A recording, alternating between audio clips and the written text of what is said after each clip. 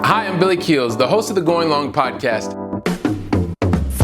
Every week, I'm going to be here interviewing the absolute best in the business as it relates to real asset investing, as well as real Main Street investors. We're going to be having conversations where you can listen in, and that's going to help you to continue on your path to education so that you feel much more comfortable as well as confident in investing long distance. So make sure that you go ahead and subscribe to the channel. Make sure that you're liking it as well, because that way you can get every single episode as soon as it comes out. And by the way, don't forget to leave today's episode a 5-star review. Let's go ahead and listen to today's conversation. Welcome to the Going Long podcast. We're back once again to continue to help to educate you so that you feel much more comfortable as well as confident investing beyond your backyard. I'm your host, Billy Keels. And if you've ever wanted to know how to achieve long distance real estate investing success while balancing a demanding corporate job in IT, being a mom, and even being able to make time for yourself, then guess what? Today is the conversation that you're going to want to listen to until the very last word, because today's guest is not only a new mother, she also has had a very successful and is having a successful IT sales career as a systems engineer. She also loves being able to create time for herself by doing things like CrossFit. And she has a passion for helping others achieve financial literacy as well as creating wealth. And it gives me great pleasure to welcome to today's show the founder of Upmost Capital, Tiffany Ward. Tiffany, welcome to the show. Thanks, Billy. Thank you for having me. Hey, I am so excited about you being here. And this is one of the things that I want to tell people. And I know I said something at the beginning of the sales career, and it should actually be systems engineer in the IT space and with a company that's close to my heart and all that good jazz. But I just want to say one thing in the very beginning before we even get started and ask you the very first question. Like today, I'm really excited, Tiffany, that you have decided to invest your time with me. And because when I got a chance to meet you at the Mid-Atlantic Multifamily Investing Conference, you did one of the most amazing things that I'd ever seen anybody do in terms of being able to come out of your shell, take very calculated strategic risk, and as a result, have continued to move yourself and many other people forward. So I just want to say, like, people, when you're really willing to take risk, calculated risk, very amazing things can happen, and you can also positively impact other people's lives. So I just wanted to start by saying that, Tiffany, because I thought just being able to meet you was awesome, and I'm glad that you've decided to be here with me and the Going Long family. So thank you. Yeah. So, and listen, as you know, I ask everybody like the same 5 questions. You're going to get 2 in the beginning, you're going to get 3 in the end, and then in the middle, we're going to get a chance to know you and know more about you and all that kind of awesome stuff. So, as you know, the very first question, Tiffany, is help us understand, where do you live in the United States? So I'm based in Richmond, Virginia. Yes. On the East Coast. Yeah. Exactly. On the East Coast. So that's a really wonderful, beautiful part of the United States of America. And with that, the question number 2 is, help us understand, what is the most positive thing that's happened to you in the last 24 hours? That's a great question. I'm going to have to take a mom win. So my son, we're trying to work on sleep training and getting him to sleep through the night. And so, your sleep, those are precious hours. And I actually got, I think, an additional 2 hours of sleep last night. So I'm going to take my mom win for that. Hey, congratulations. We love that. We love that. Getting an extra 2 hours. That's always kind of good fun. Always good fun. Fantastic. Well, thank you for sharing that with us. And so, Tiffany, like, it would be impossible to tell your entire backstory in like the 10 or 15 seconds that I did in the very beginning. But I tried my best. So here's the thing.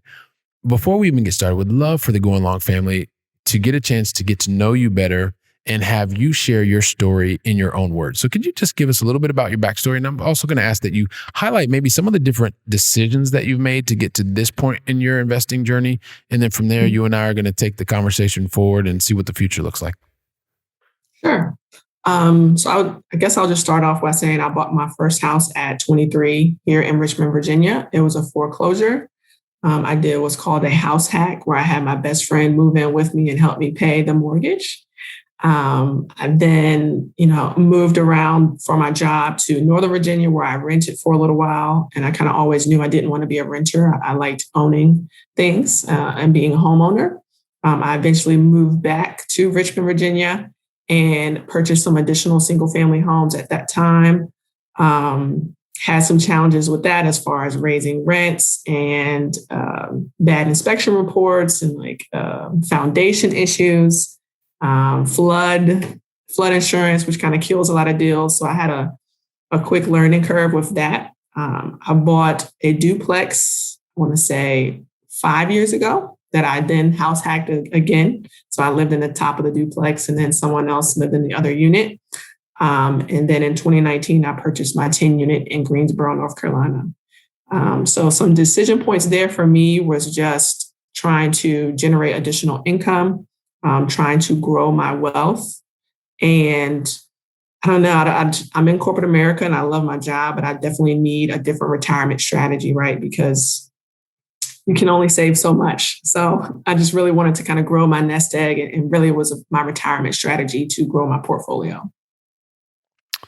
Wow. Okay. So being able to grow your portfolio as a part of your retirement strategy, I think is something that will resonate with a lot of people, of course. But then when you bought your first property at 23, I'm sure that a lot of people were like, hang on a second.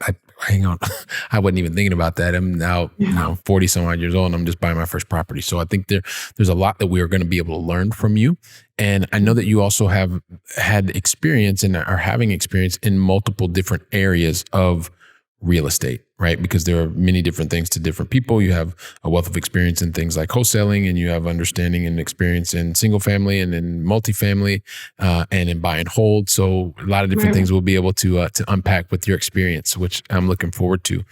And one of the things that I guess always just kind of, right, because I'm surrounded by a lot of highly paid sales professionals in the software space. And there are a lot of them that are listening to us and watching us on the video, right? And most of the time people are like, well, why would you do anything else? This is kind of like, you're in the IT space. Like IT is continuing to grow, whether you're software or hardware or whatever, you're part of that ecosystem.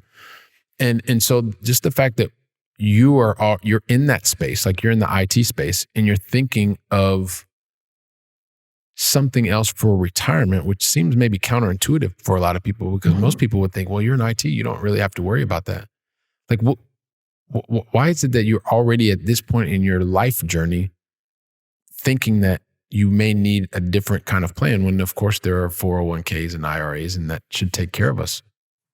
Yeah. For me, it's just about diversified investments. So I do max out my 401k every year, and I've been doing that for a few years now. In the IT world, once you reach a certain pay band, right, the IRA kind of gets tricky where you have to do maybe a backdoor or you have to go the traditional route. You really just have to get creative with how you're able to stash away your money and the best vehicles to make that money grow. Right. So you can put your money in the stock market, which I do that as well. But then real estate is a top way to grow your wealth. And I knew that from a very young age. And really, even just owning your own home, which, some real estate professionals would say that's not an asset, but from owning your home to even owning one rental property, it just allows you to kind of generate somewhat passive, depending on your capacity, income. That you can then, just maximize to whatever it is that you need to do, whether that's for your kids, education, whether that's your retirement fund, whether it's your fund money. I just knew that I wanted to be diversified in my investments. And, in the IT world, a lot of people do get laid off. And then so what happens when your primary revenue stream goes away? You're one job away from being broke. So to me, I just didn't want all my eggs in one basket. So having a very strategic view of not putting all your eggs in one basket and saying this is going to be a part of your overall investment strategy. I mean, part of your thesis is you have your own property, you have your own home, you're investing in your 401k, you're investing in your in your stock portfolio. So there's a number of different layers to what it is that you're doing so that you don't have any single point of failure. And one of the things which I think makes a lot of sense. And so one of the things that you said earlier was as well, that you knew this early at a young age that you wanted to get into real estate. which I had no idea Mhm. about real estate until I was like 30, almost 40 years old. Like, cause I was never surrounded by anybody from real estate that was involved in real estate or any Right. of that kind of stuff. So I guess my question is, what was it and about your surroundings that you knew that real estate had to be a part of your portfolio early on? I think, growing up, my parents owned their home. And I knew that they paid for it in like 10 or 15 years, right? So they didn't do they had the traditional 30-year mortgage, but they paid it off early. And so I knew very young that I wanted to be a homeowner, and that I wanted to pay off my mortgage quickly. And then I think maybe in my early 20s, that transition to, oh, well, I think I want to I want to acquire 10 properties, right? In your personal name, when you don't know anything. The first thing I learned is you can acquire 10 properties in your name. And then I was like, okay, well, 30 years from now, I can sell off a property per year, and that will help my retirement. And from there, my knowledge just expanded and my thirst for being in the real estate space expanded. And just understanding that home ownership was a blessing. It was a gift. It was not common for a lot of people. And then just being able to own multiple properties and, like I said, generate that additional income, that revenue. To me, it was a shiny object that attracted me. So. Okay. So it wasn't necessarily that you saw investors Mm-mm. around you growing up, but it was what you'd seen your parents be able to do in terms of being able to have this asset that was a part of their portfolio. And then and I'm expanding here, so I just feel free to tell me if I'm misunderstanding, but it was almost like the tranquility that they had knowing that asset was theirs. So that was part of what you would recognize, but not necessarily from an investment perspective. Yeah, not from an investment perspective. I mean, I knew realtors, but I didn't know any real estate investors per se. And like my none of my family or friends or extended networks flipped houses or owned apartment buildings or anything like that. But I do know that my parents have been debt free since I've been alive, right? And so owning a home and paying it off soon or sooner than the 30 years was kind of what contributed to that, because that freed up additional capital for them to further invest in the stocks or their IRAs or 401ks or whatever those other vehicles were. Okay. All right. So you really saw this as a way to be able to diversify into other types of investment opportunities moving forward. Cool. Okay. So that makes a lot of sense. And so want to be able to dive into, like this is the Going Long podcast. So this is really about helping people feel comfortable and confident investing beyond their backyard. And so you have invested in your backyard. And you mentioned that you bought your very first multifamily property, but you mentioned, and hopefully people picked up on this, I think you said Greensboro, North Carolina, which is definitely not in Virginia. So No. so you made a decision to go to a different state, to go beyond your backyard. And so I always want to know, because the books tell us you should buy in your own backyard, and that's where you should invest in real estate. I fundamentally don't believe that, because I live in Barcelona, Spain, and I have been investing 100% in US-based real assets in different places. And so I always just love to be able to ask other people the question, like, Tiffany, what was it that made you want to or decide to invest in a different state that was long distance that you couldn't be to in like 15 minutes? I'm going to say my network. So like I said before, I had this kind of view of, I'm going to buy these 10 properties. I just thought about 10 properties, that's so many properties. That's all I could ever do. And I end up getting coaching, so a previous coworker of mine from a different job before the one I have now, he had a friend that I saw on social media. And I knew I was interested in real estate, and I ended up connecting with this guy. His name is Jerome Myers. And I ended up setting up coaching with him. And he's really the one who broadened my perspective of how achievable more doors could be. And so the reason that I really didn't target Richmond is that, recently Richmond has been like a top place to live. It's really a hot market. It's so close to the DC area. There are a lot of commuters that go back and forth. And so the growth in Richmond has been, just crazy. But I do know, and I have learned that the Southeast is really the growing market right now, just based on the rates of the properties, how much the properties cost. And so my relationship with my mentor opened my eyes to investing kind of outside of my area, because I was, like you said, investing in my own backyard with my single families and my duplex and stuff like that, the 1 to 4.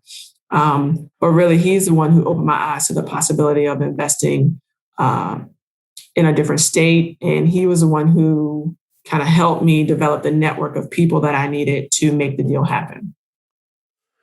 And so this is really interesting. So number one, it is about a relationship, right? Mm-hmm. And I just want to stop here, and the Going Long family hears this all the time, right? Because this is one of the things we talk about. And I love that you led with that, because one of the things I like to teach as well is, once you're crystal clear on what it is that you want real estate to provide you, or any tangible asset, right? Specifically real estate, we usually talk about those 4 things, right? Does it provide cash flows? Is it something that's going to provide you some type of appreciation, something that you can control appreciation, or something that just happens over time?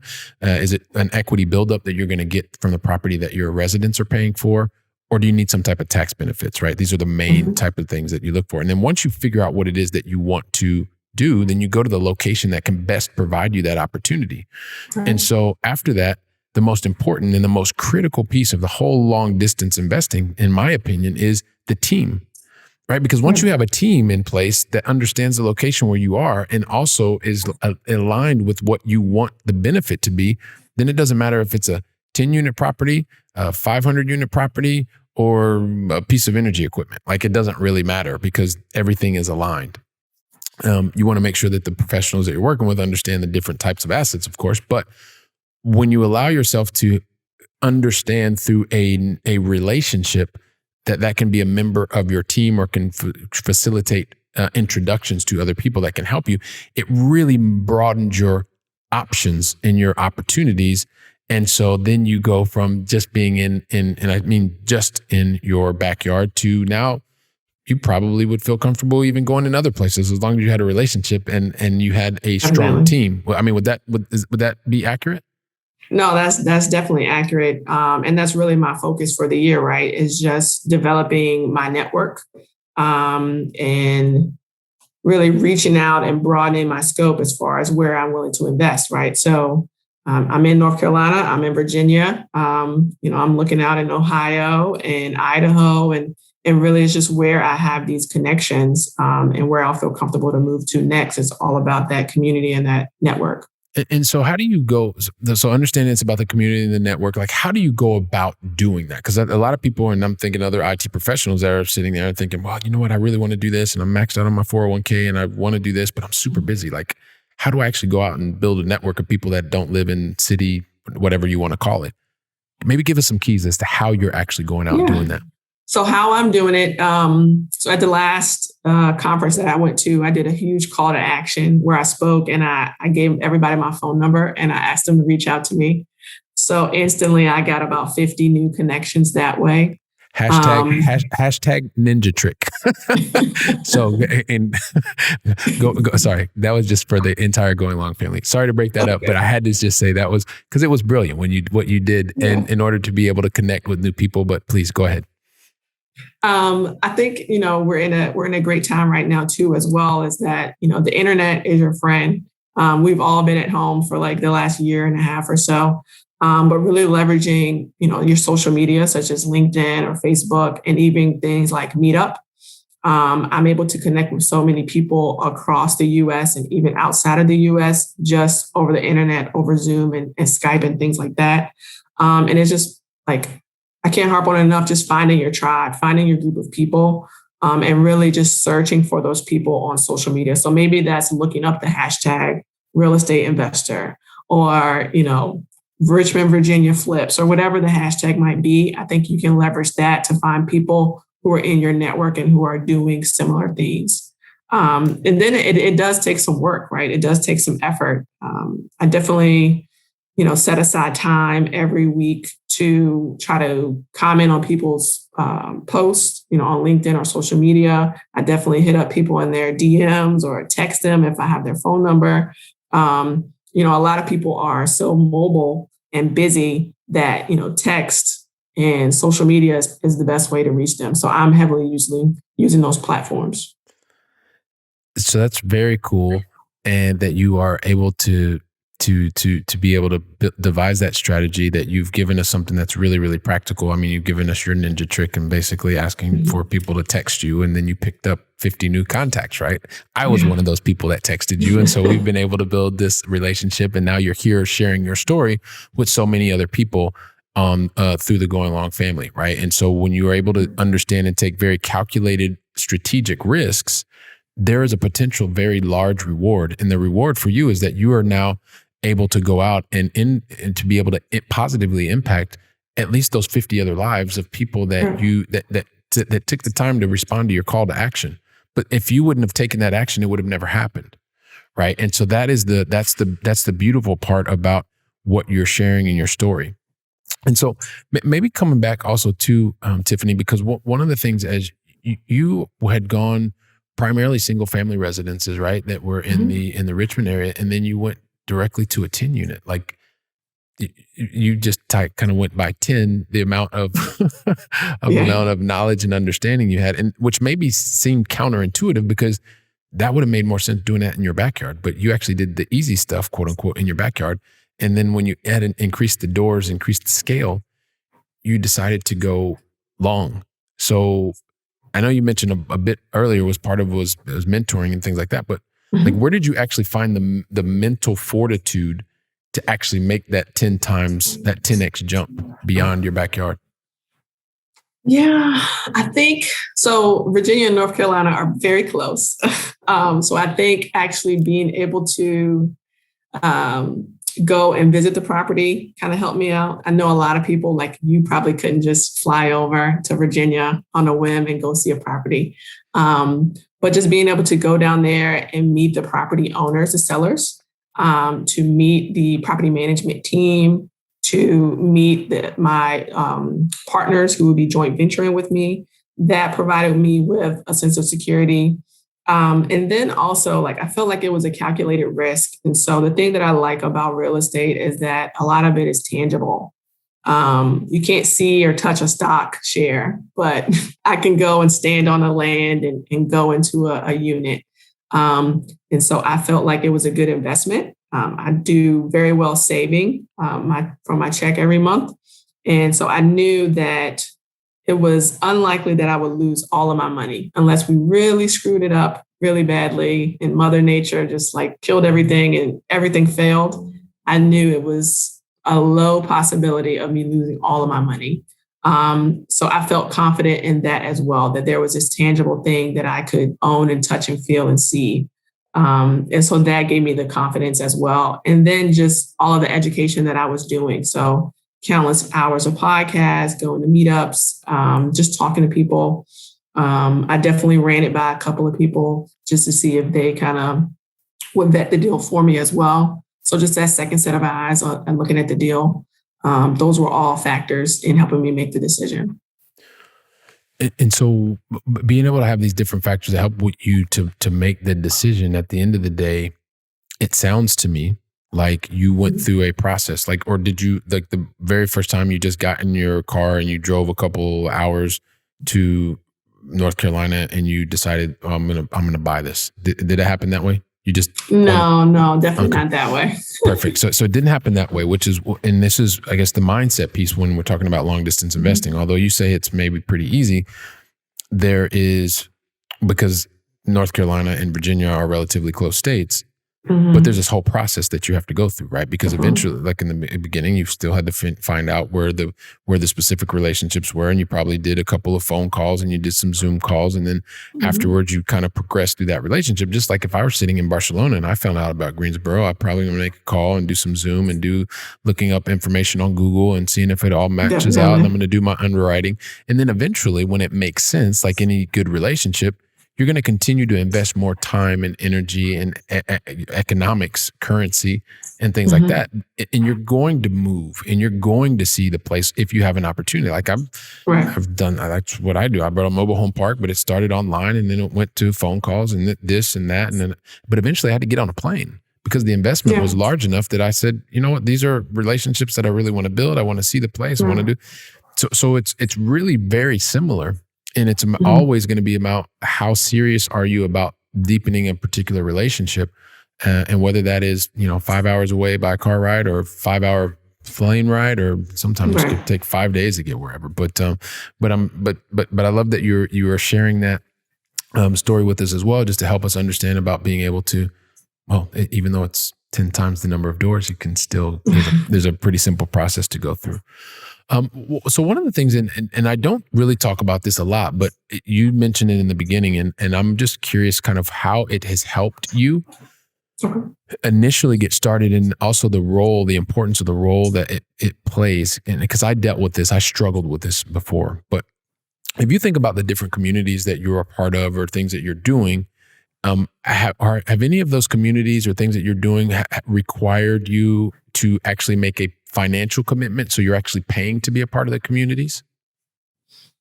Well, definitely. I think like any fitness community, you would pay to be a part of that. So I'm a CrossFitter and a CrossFit coach. So initially I was paying, but now as a coach, I get paid to be there. But you pay to be a part of that community or any gym membership community. You also pay for different masterminds. So right now I'm in a couple of masterminds for real estate that you pay to be a part of. Coaching, mentoring, you kind of pay to be a part of that as well. So a lot of times it is, I don't know if people like this term, but a pay to play environment. But I think when you allocate money towards something, you're typically pretty serious about it. A lot of people will talk about it and know I'm interested, but the money is the commitment. So I don't mind paying to be a part of things, because typically the people who are in that group are just as invested in it as you are. And so this is the part where we want to share with the Go Long family, because a lot of times people will say, or I used to be in this mindset where it was a matter of, okay, well, if I've got to, how much is this going to cost me? Is it going to cost me to do this? And how much is it going to cost me to do that? But eventually, to your point, is when you are surrounded by other like-minded individuals, it is, what is it costing me to not be a part of this community? Like, what knowledge am I missing out on? What opportunities am I missing out of? And so you begin to create your environment in the same way that you want to pay to be a part of a CrossFit club. Eventually you are running the club. And so rather than paying, they're probably paying you to actually be there to share your knowledge, because you've reached a certain level. And it's the exact same thing if you're looking at improving what you want to do in real estate, and if you need a one-on-one coaching and things like that. So it's not something that I typically talk about, but I think it's really important to also address that, because when you're paying for things, you're tending to focus your energy and your time there. And when you focus your time and your energy is usually when you're getting the type of results that you're looking for. So you mentioned that you're passionate about helping people to be able to have financial literacy and also to create wealth. Where does that come from? That's a great question. I think it was just instilled in me and my parents, the importance of not necessarily money, but just saving, investing, giving, and then, giving back. So giving back to others and kind of helping them reach that same level or greater than where you are. So it definitely stems from my parents and that idea of you want your kids to be better off than you are. And so I'm definitely feeling that for my son now, and trying to put the different things in place as far as, life insurance and investing for stocks in him already, and just, making sure that my will and things like that are in place so that he can get the things that I'm acquiring for him. And then also just sharing that knowledge with the people around me and with my community. And a lot of times you show that through your actions. So my friends and extended network, they see what I post on social media and they hear what I talk about, and it kind of piques their interest. And so I think I heard it's like 7 or 8 times that someone has to hear a concept before it really sticks to them. And so as I am venturing into new things and new territories, I try to mention it to my networks or show it on social media such that it piques their interest. And, I really don't have a forceful approach. Like, I don't want to jam anything down anyone's throat, right? I want you to come to that naturally, but I also just want to be a vessel of information to try to help you as much as I can. And if I don't know the answer, that's why I have such a broad network, such that I can attach you to the right people to get you what you need. Yeah, and this is really about the hunters and the farmers, right? When you are able to you're able to plant the seed and share what you know in the same way that you're sharing today. Like there'll be a lot of people that are like, oh man, I really want to talk to Tiffany. She's got this really cool thing going on, and that is, in my opinion, also to a much more effective way of doing things, because you're building genuine relationships and you're not trying to force a round. Was it a round peg in a square hole or something like that? I think so. Yeah. I've been outside the United States for a long time, so sometimes I forget things or certain expressions. But anyway, so the other thing that I wanted to ask you, right, because I always love being able to talk to other individuals that work in IT and are also investors, because I think this is a phenomenal combination, because I happen to be one of those people as well. And so, Tiffany, what is it that you think that you've learned through working in the IT industry that really helps you to be even more productive and effective as a real estate investor? Yeah. Well, I think the parallels are there's so many parallels from the IT world and the real estate the real estate world. I will say, like, process improvement. So I had like my ITIL certification. I don't know if anybody knows that, but it talks about continual service improvement and just iterating through processes. And I think that correlates to your real estate processes as far as, anything that you're working on, improving your wholesaling processes, improving how you analyze a deal, how you work with partners or investors. So I would just say, like, process improvement. Definitely, I'm in the sales world, so there's a lot of outreach that happens, and that is all we do in the real estate world. There's a lot of outreach and networking. So how to talk to people, how to follow up, how to correspond via email or text, phrasing, like presentations, phrasing, and like making sure that you're hitting key points and you tell them what you're going to tell them and tell them and tell them again. All these different things around sales that definitely correlate. And then I would definitely say, like, teamwork, which, we've been harping on the whole podcast, just like learning to work with people in different divisions, learning to work with people in different geographic regions, and knowing that you're not the smartest person in the room. So I can only know so much about one technology, like in my workspace. Our portfolio for my company is vast, it's huge, right? I know a little bit about a lot of things, and I have to pull in specialists to kind of help me win the deal. And the same thing is true for real estate, where, you're going to need a solid team that's very good at what they do. And you come together to, build that perfect package and to acquire the property and make sure that it's running well.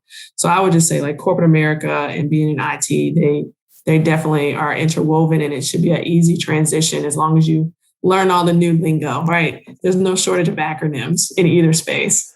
Never, ever. I appreciate you sharing that as well, Tiffany, because I see it very clearly as well, and you just explained it very, very well. You made me think of that when you said that it was tell them what you're going to tell them, and then tell them what you told them, which is one of the things I've always loved about the sales profession.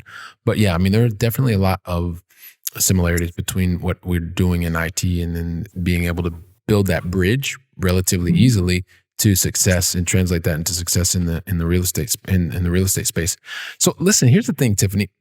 Before we get into the going long final three, I do want to ask you just to tell us a little bit more about what it is that you're doing at Upmost Capital, because I think that's really awesome too, because this is also where you are helping to impact lives, and it's another extension of what you're doing on your financial literacy and really bringing that together. So tell us a little bit about Upmost Capital. Yeah, sure. So I did start it like just before the pandemic hit, and really what I'm working on is kind of like that education platform that we talked about, like what is the give back? And so I am working on some documents, kind of booklets, work packages that I can help, with the K through 12 students, just kind of making that very easy to digest. So my mom is an educator, and she's kind of helping me with that, like position it within the school systems here. And then I am working with kind of that millennial space. So really 22 to 45, working on just overall wealth and generational wealth. So what does that look like? The different ways to invest. So it'll be centered around real estate. It'll also be centered around stocks. It'll be centered around 401ks and IRAs. And really, I just kind of want to be another hub of information for people. And I like kind of being a connector, right? So again, I don't know everything. I'm not certified in anything really. I mean, I have some certifications for work, but I just want to be a connector of people and, helping them to see the possibilities that are available. So I am working on my website currently. I'm not going to give that out yet because it's not up and running. But we're just really trying to compile information and make it digestible for people who are trying to take that next step on their wealth journey. All right, fantastic. Well, appreciate you sharing that with us and giving us some insight. And soon we'll be able to hear more about that. So, listen, the thing is, Tiffany, we got to get into the Going Long Final 3. So we've got, but the thing is, I never ask anybody, and I'm not going to ask you today, the Going Long Final 3, unless you tell me that you're ready for me to ask you. So, are you ready? I'm ready. I knew you were going to be ready. Here we go. So here's the very first of the Going Long Final 3. And then question number 3 of the day is, we started with you over in Richmond, Virginia. Now I would like to bring it back to this side of the pond over here where I am near Barcelona and Europe in general. So what is your favorite European city, either that you visited or still on your bucket list to visit? My favorite European city was, I'm going to say Rome. Rome. Okay. I really enjoy going to Rome and eating the food and the culture there. And I definitely hit a lot of the main touristy spots, but I definitely want to get back to that part of Europe and hit, the off the beaten path areas. But definitely Rome was my favorite. All right. Rome was awesome. And so let me know when you're ready to fly through Barcelona. Okay. Definitely give me a heads up, please. And then we'll make sure we show you around town. It'll be fun. Awesome. All right. And so listen, so then here's the other thing. So one of the things that I've noticed about really successful people, and you are definitely a very successful person and you continue to do things and continue to impact lives, is the thing about successful people is like the successful people, one of the reasons they're successful is they've only made one mistake. And that's the reason that they're really, really, did I get that wrong again? I think I got that wrong again. I did get that wrong again. I guess I get that wrong again all the time. It happens all the time. Maybe it's by design. Here's the thing. What happens, what differentiates successful people from everybody else is that we all make mistakes every day, all the time. And we have these learning opportunities or whatever you want to call them. But what I've noticed is that the difference between successful people like yourself is that successful people really recognize not just the problem, but the solution. And they take a lesson away from that. So I'm just curious if you would share just one simple lesson that you've learned as a result of a mistake that you made, or if you want to call it a learning opportunity, however you want to call it. But what's the one thing, what's the one lesson you would pay forward to the Going Long family? Learn your strengths and weaknesses. And so for me, I'll touch on that. I lost a lot of money because I refused to hire a property manager because I was weak in asking people to pay more rent. I didn't want to raise their rents because I thought, I have these good tenants. They're paying me. They're going to leave. I'm not going to be able to find a new tenant. It's like kind of that negative mentality that we sometimes have. But other people are strong in areas where you're weak and you don't have to be great at everything. And so if you just find the people who are strong in your weak areas, you'll maximize your profitability. You'll maximize your reach and your success levels. So I would definitely say knowing your strengths and weaknesses. Okay, perfect. So knowing your strengths and weaknesses, we're going to go ahead and that's the lesson to learn. So appreciate you sharing that. And then lastly, Tiffany, we're going to finish with what is the one book that you would recommend to the Going Long family? So right now I just finished reading Atomic Habits, and I love that book because I think your habits are critical to success.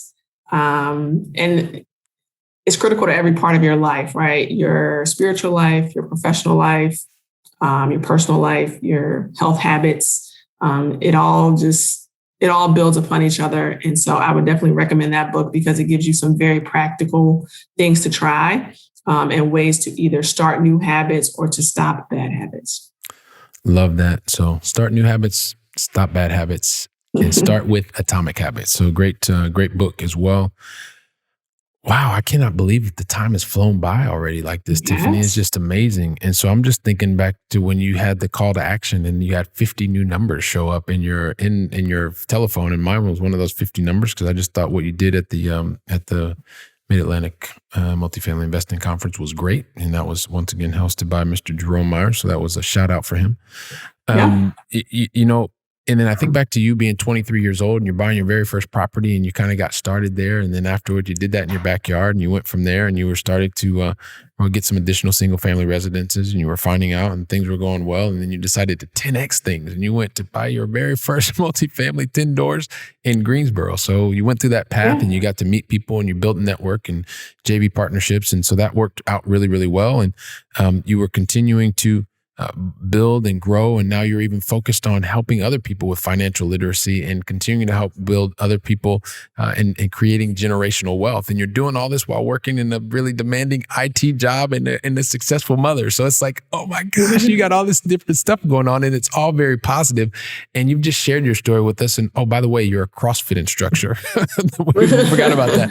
So it's like all these awesome things that are happening, Tiffany. And I'm sure that like, I know I'm going to get a chance to stay in touch with you and watch it as you continue to do very successful things. And I know there's so many people that are part of the Going Long family are thinking, I need to find out more about what Tiffany's doing. I got to get in touch with her. What's the best way to find out so I can reach out, be one of those numbers as well that's like sending her stuff. So what is the best way for the Going Long family to find out more about you and get in touch with you and your team? Sure. So the best way to reach me is by email. So it's going to be utmostcapital@gmail.com, utmostcapital@gmail.com. And as soon as I get my website up and, hopefully I can reach back out to you and we can add that to the notes or something. Yeah, we'll definitely make sure that it's there. So we'll make sure we include in the show notes. So Tiffany, appreciate that. And we're going to include upmostcapital@gmail.com as well as in the future, what's the best way to get in touch with you. And I just want to take a second just to really thank you once again for deciding to invest your time with me and the entire Going Long family. So thanks a lot, Tiffany. Thanks for having me, Billy.